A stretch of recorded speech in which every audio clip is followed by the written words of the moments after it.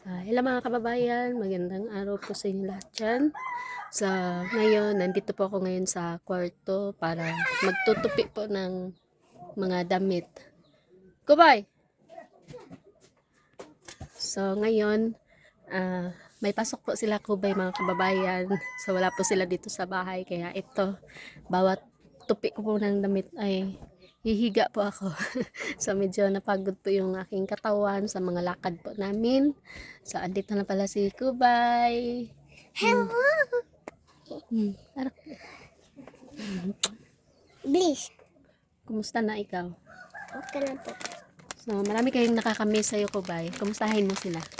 Hello po, kumusta po kayo? I-shout out mo. Bakit ganyan na yung buhok mo? Kanina ang ganda-ganda mo. Ngayon, para ka ng, iwan. Kasi madami kaming sinulat eh. Marami kayo sinulat? Kumusta yung, pag-aaral? Okay lang po. Okay lang. Anong ginawa nyo kanina? Anong ginawa nyo kanina? Nag-quiz. Nag-quiz kayo. Tapos, ilan yung nakuha mo? Ay, Eh? hindi pala Kristan. Ano? Yung drawing. Nag-drawing kayo. Patingin nga. Andyan ba? Pinasa. Pinasa mo. Kay teacher. Sino yung teacher mo ngayon? Mami Kai. Magaling ba siya? Abo. No? At kapag magsasalita siya, nakakatulog kami. Bakit? Bakit? Paano ba siya magsalita? Paano ba siya nagsasalita? Bakit kayo inaantok? Kinakantahan ba kayo ng pampatulog? Ano? Ano yung sinasabi niya? Nagkaklase. Nagkaklase. Tapos, ba't kayo natutulog? Ba't kayo inaantok kapag nagkaklase si ma'am? Hindi ko alam kapag dito ako, hindi ako nakakatulog. Nakakatulog lang ako kapag ginawa kong doyan yung habol ko. Yung kumot. Opo. Huwag ka matulog dun sa paaralan. Inaantok ako dun tapos dito hindi. Nasaan si Nitz? Dito daw magtanghalian yan si Nitz. Nasaan siya? Abangan mo siya doon. Sa labas. Abangan mo mamaya. Ayun mga kababayan. Inihintay po namin si Nitz. Kanina dumaan siya dito sa bahay. Tapos, paiba-iba kasi yung ni Nitz mga kababayan, yung attitude niya. Minsan, wala siya sa mood kapag dumaan siya dito sa, namin, sa bahay. Hindi niya ako pinapansin. Tapos minsan naman pag sa susunod na araw, bigla na lang siya yayakap sa akin. Kaya lang, sinisigurado ko talaga mga kababayan, kapag dumadaan si Nils, inaabangan ko siya. Tapos tinatanong ko siya kung kumusta siya, kumusta yung pag-aaral niya. Ayan, okay naman daw po. Mamaya, abangan niyo po dahil dito po siya magtanghalian. Ano mo yung, Kubay, tanggalin mo yung bag mo. Oh my God! First day ng pasukan ni Kubay mga kababayan, naka-uniform po yan. Ngayon, ano na nangyari?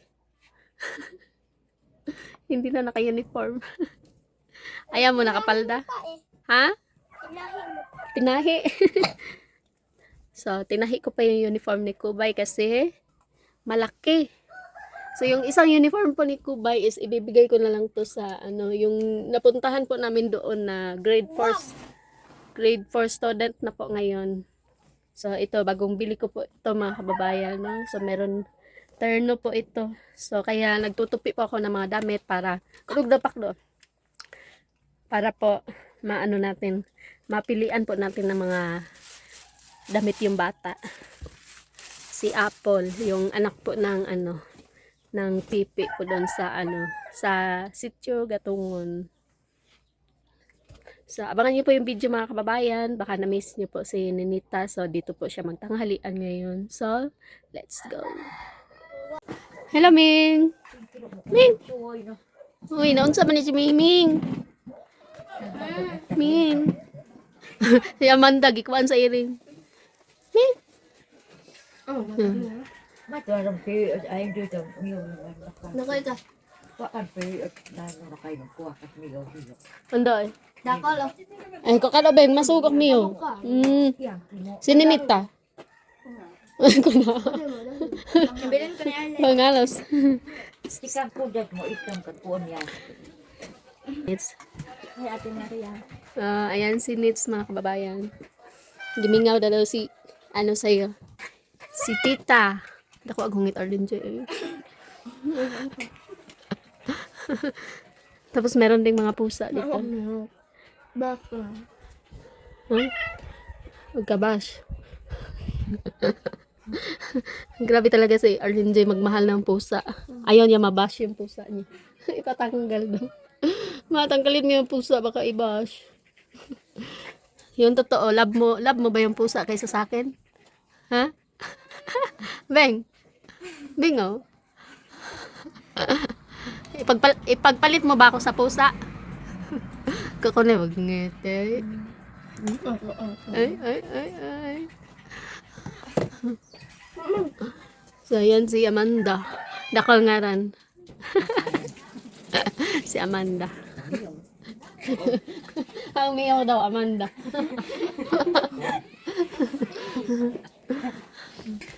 So, ayan mga kababayan, nandito po yung tiyahin ko, kapatid ni Mama, na mama po ni June. So, hindi ka po.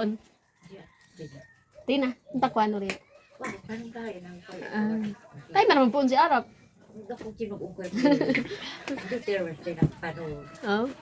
So, galing pala siya doon sa kapatid niya. Tapos kanina, nandito din yung kapatid ni Mama na si, yung mama ni Peking Bombay. So, hindi ko alam yung pangalan ng mama ni Peking Bombay sa yung totoong pangalan po. Yung, alam ko lang po is yung nickname niya. Ang tangaran ni Arap? Teresita. Teresita.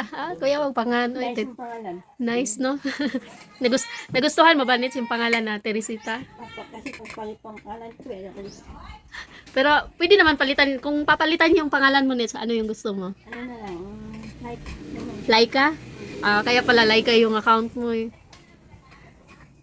So, dapat palitan mo yung inliwanan ka na ngaranta account nun tiya. Ikasuraki. Junalin. Ha? Junalin. Junalin na imong giilis? Yung Junalin man. Pagpalit kasi yung pangalan ko eh.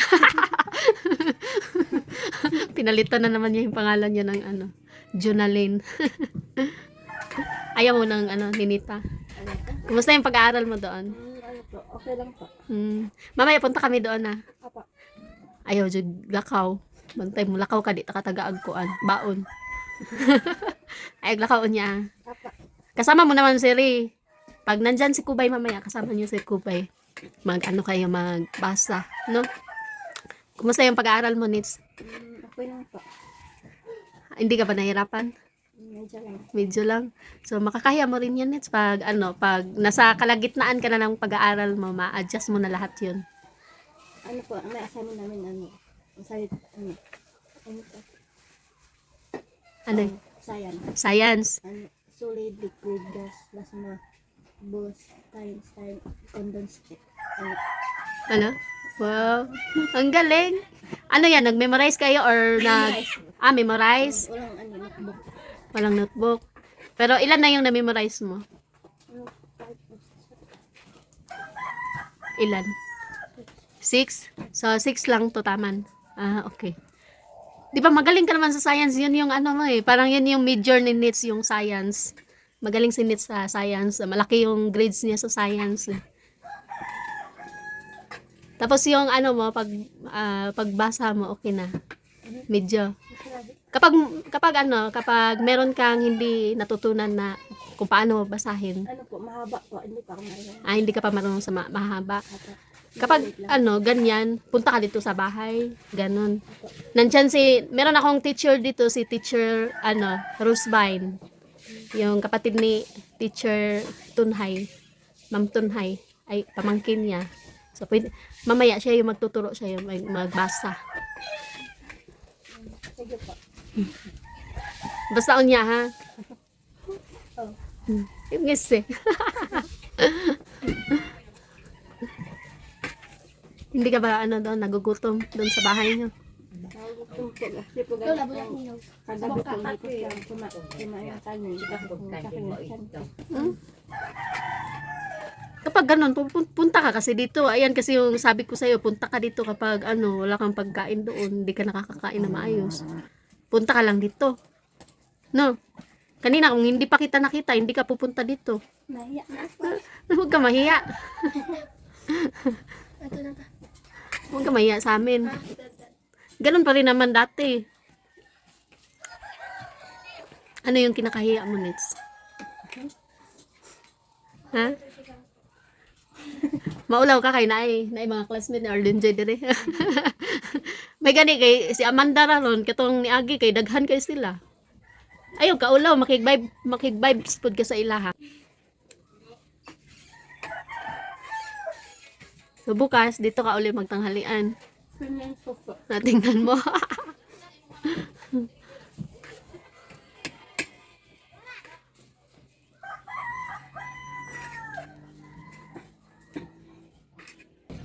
Ayan, kuha ka ng saging dyan, Nits.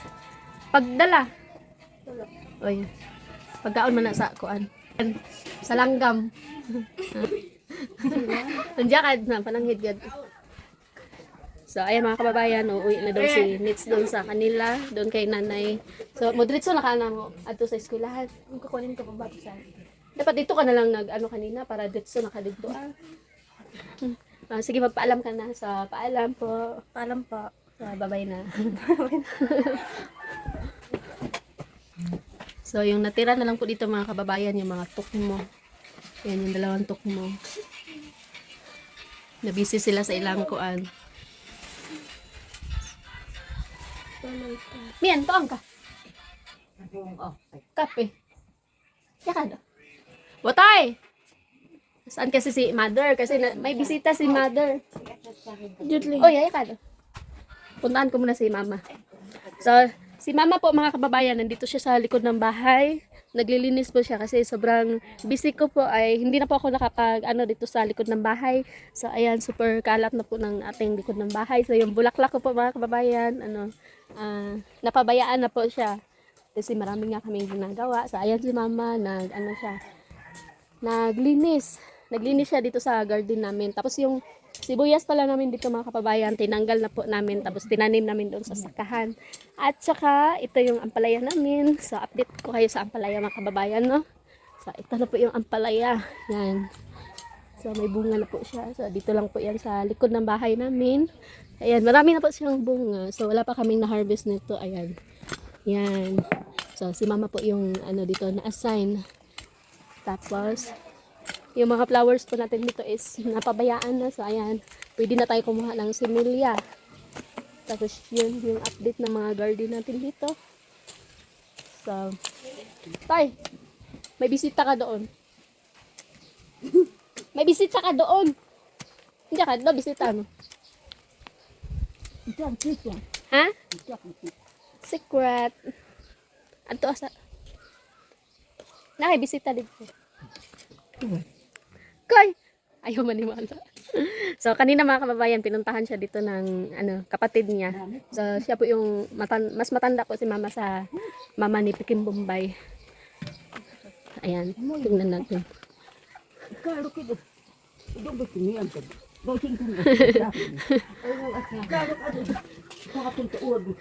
So, ito, kumakain po sila ng saging. Yan.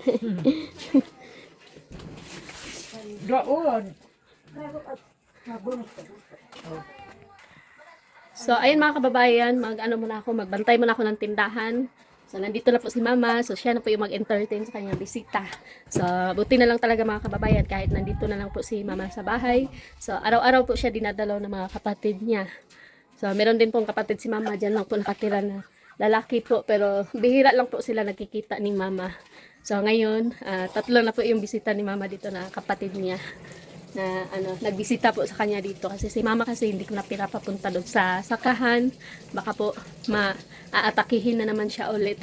So ayan, maraming salamat po sa pag-support niyo po sa YouTube namin mga kababayan, sa mga videos po namin ni Unyot at saka lalong-lalo na po kay Nanay Lorna. Tapos baka makita nyo mga kababayan, no, bihira lang po yung upload ni Nanay Lorna kasi po yung cellphone po niya ay hinihiram po ng kanyang anak.